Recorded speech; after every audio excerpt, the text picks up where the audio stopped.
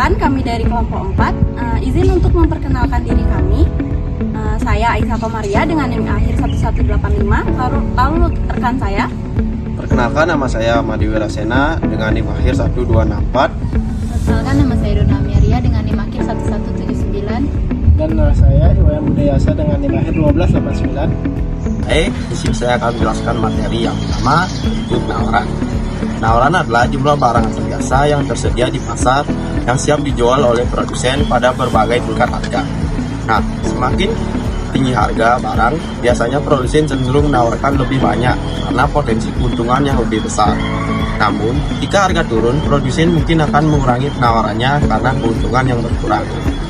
Dan yang kedua yaitu permintaan. Permintaan adalah jumlah barang atau jasa yang diinginkan konsumen pada berbagai tingkat harga. Nah, contoh, jika harga barang turun, maka permintaan konsumen biasanya meningkat. Dan sebaliknya, jika harga barang naik, maka permintaan yang akan menurun karena konsumen mencari alternatif yang lebih murah dan juga yang lebih mudah. Nah, dan yang terakhir yaitu persaingan atau competition. Persaingan adalah kondisi di mana berbagai usaha bersaing untuk menjual produk atau jasa kepada konsumen. Dalam pasar yang kompetitif, perusahaan harus berlomba-lomba dalam hal kualitas produk, harga, layanan, dan juga inovasi agar dapat menarik konsumen.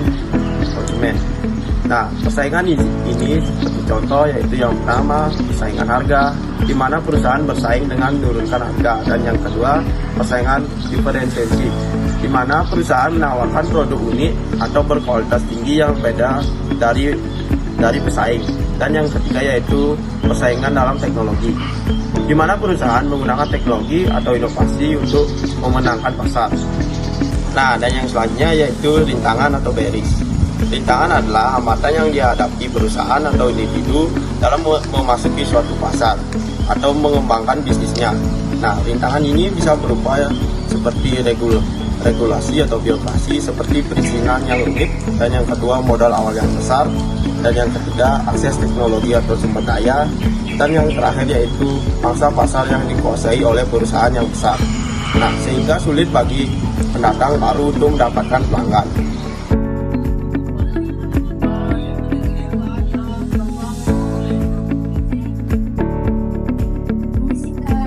Perkenalkan, kami mahasiswa Universitas Pendidikan dan Desa. Izin untuk mewawancarai kakak mengenai permintaan, penawaran, dan keseimbangan pasar terkait dengan toko ini. Apakah bersedia? Oke, jadi pertanyaan pertama yaitu, apakah kakak pernah mengalami kesulitan dalam memenuhi permintaan pelanggan? Jika ya, penyebabnya itu apa ya? Ya, saya pernah mengalami kesulitan dalam memenuhi permintaan pelanggan itu ke saya. Salah satu penyebab utamanya adalah lonjakan permintaan yang tidak terduga, terutama selama periode diskon atau saat ada tren musiman yang tiba-tiba ini membuat stok barang lebih cepat habis, sementara pengadaan barang membutuhkan waktu lebih lama dari yang diharapkan. Selain itu, masalah dengan pemasok juga pernah terjadi, seperti keterlambatan pengiriman atau stok barang yang tidak tersedia di pihak mereka. Di sisi lain, kapasitas penyimpanan di toko saya terbatas. Lalu, bagaimana kakak menentukan harga produk atau jasa agar tetap kompetitif di pasaran? Saya menentukan harga produk agar tetap kompetitif dengan beberapa langkah.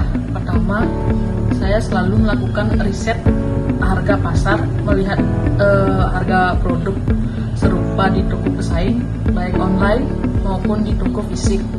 Ini membantu saya memahami kisaran harga yang wajar dan diharapkan oleh pelanggan. Jika saya menawarkan produk yang memiliki keunggulan seperti kualitas yang lebih baik atau layanan tambahan, saya bisa mematok harga sedikit lebih tinggi tetapi tetap masuk akal. Oke, pertanyaan selanjutnya yaitu, bagaimana cara kakak menyesuaikan harga produk atau jasa saat permintaan meningkat ataupun menurun? Saya biasanya menyesuaikan harga dengan menaikkan secara bertahap, terutama untuk barang yang mulai langka atau populer. Kenaikan harga ini dilakukan dengan hati-hati agar tetap kompetitif, namun cukup untuk memaksimalkan keuntungan dari tingginya permintaan. Saya juga selalu memperhatikan harga yang ditetapkan oleh pesaing agar penyesuaian saya tidak membuat pelanggan beralih ke tempat lain. Baik Kak, pertanyaan selanjutnya, apakah Kakak bekerja sama dengan pemasok tertentu untuk menjaga ketersediaan bahan baku di toko ini, dan bagaimana hubungan toko ini mempengaruhi penawaran produk tersebut? Saya memang bekerja sama dengan pemasok tertentu untuk menjaga ketersediaan bahan baku. Hubungan baik dengan pemasok sangat penting karena dengan adanya kemitraan jangka panjang, saya bisa mendapatkan bahan baku berkualitas dengan harga yang lebih stabil. Hal itu juga membantu saya dalam menjaga kelangsungan produksi dan adanya gangguan pemasokan yang pada akhirnya mempengaruhi penawaran produk yang lebih konsisten kepada pelanggan. Nah, pertanyaan selanjutnya, apakah ada musim atau waktu tertentu yang mempengaruhi peningkatan atau permintaan terhadap produk atau jasa yang ada di toko ini? Ya, ada musim atau waktu tertentu yang mempengaruhi permintaan produk, misalnya saat menjelang hari raya atau musim liburan, permintaan biasanya meningkat tajam karena banyak pelanggan yang memilih untuk keperluan perayaan atau hadiah. Sebaliknya, pada waktu-waktu tertentu seperti setelah musim liburan, mungkin ada penurunan permintaan. Saya mengelola stok dan penawaran khusus berdasarkan tren musiman ini untuk menjaga kelancaran penjualan. Untuk pertanyaan terakhir, bagaimana cara atau sistem perekrutan karyawan di dalam toko ini? Saya biasanya menggunakan beberapa cara dalam merekrut karyawan, tergantung pada kebutuhan toko. Pertama, saya melakukan wawancara untuk memahami latar belakang calon karyawan, pengalaman kerja, dan kemampuan mereka dalam menangani pelanggan. Selain itu, saya juga memberi perhatian khusus pada kepribadian calon karyawan dan bagaimana mereka berinteraksi, karena penting untuk memiliki tim yang ramah dan profesional dan melayani pelanggan. Baik, di sini saya akan memberikan beberapa saran mengenai permintaan yang tiba-tiba melonjak. Yang pertama, melakukan analisis permintaan. Melakukan analisis permintaan secara mendalam, terdapat pola permintaan untuk memahami tren dan kebutuhan pelanggan. Yang kedua, mengoptimalkan rantai pasokan, yang dimana memperkuat hubungan dengan pemasok dan pertimbangan penggunaan teknologi untuk meningkatkan efisiensi rantai pasokan. Yang ketiga, yaitu melakukan manajemen persediaan yang efektif. Implementasikan sistem manajemen persediaan yang memungkinkan pemantauan stok secara real time.